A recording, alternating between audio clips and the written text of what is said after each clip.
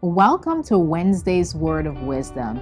If you were with us on Sunday, Bishop and First Lady gave an amazing testimony about miracles still happening today. Now we are midweek. Are you still accepting some of those challenges and walking in some of those challenges that they ushered to us? Come on back and let's talk some more about it.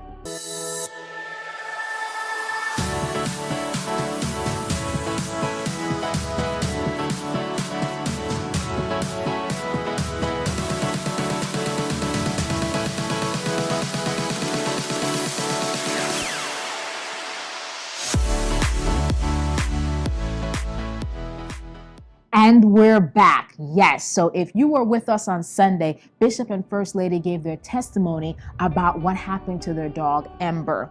And for those of you, we'll give you a little bit of backstory. Bishop and First Lady are dog breeders, and they took one of their dogs with them on a trip. This particular dog is a very nervous dog, and this dog pulled out of her leash, out of her harness, and ran, right? And they spent 5 days in the area until the dog was recovered.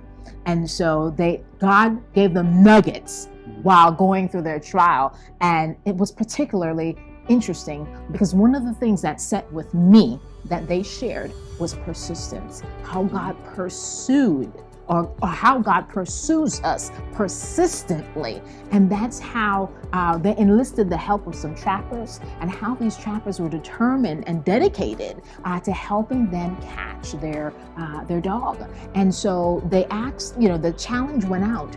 Are we like that when we encounter the loss and the hurt and the broken, right? And that was the challenge that they have, that how much more does the Heavenly Father for us? Here are these trappers, the love of this animal, this dog. How much more the Heavenly Father for us? How much more are we for other people, right? And that set with me, And now here we're on midweek. Is that still fresh and sitting with you? What challenge did you get from that? What challenge did you get from that?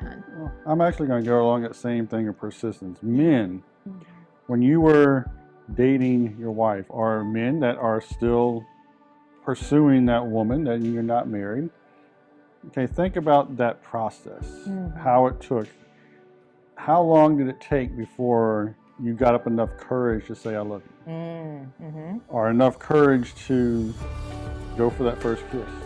Or women, maybe it was you. Maybe you were the one that did the pursuing. We're in a world that does that now, but think about that, how much you put into that. Yes. How much energy, how much love, how much you put into following and pursuing the love of your life. Now, I'm going to go a little bit personal, but let's think about this for a minute. Even in your own life, you get married, and okay, I won. I'm married. I got the woman I was going after. And then months pass, years pass, you stop pursuing. And that kind of happened to us a little bit. We kind of got into a dry spell. I had stopped pursuing, and God had to use some very harsh times and very harsh words to catch my attention. But I think it was the same thing. He was trying to get our attention about the same. We need to be pursuing, not just in our own relationships to keep the marriage or relationship fresh, but he's still pursuing us because, he's got a call on our life. Yes. And we get to a point where I'm not seeing any tangible results. I'm not seeing what I think it should be. So I'm going to go off and do my own thing. But he's persistent. He's like, okay, come back to me. Come on back. I'm standing right here. I haven't gone anywhere. Come on back. Come on back. So the persistence that he has for us, we need to be given the same towards him as well. So if he has a call in your life, which many of us, we all have something. Yes. Are we being persistent in pursuing that he has called us to? It doesn't have to look like what you think is going to look like, because a lot of times it does not. But are we being persistent in our studies, persistent in our prayers, persistent in pursuing God as he is persistent, just standing there, just like in the story of the prodigal son. The father was standing there waiting for that son to come back. He's standing there waiting for us to wake up. to have that aha moment, like, okay, God, I'm coming. Yeah, absolutely. As you're sharing that, I'm thinking about, again, Bishop and First Lady's testimony, how in the trappers persistent and pursuing their dog, they left out food and all the different things that the dog would like to lure her back.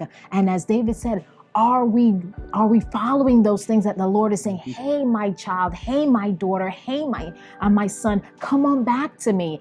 He's dropping hints and nuggets and trying to speak to you to say, come back to me. And then how much more are we pursuing the lost in our lives, that we would go to the ends of the earth to help that lost person come back.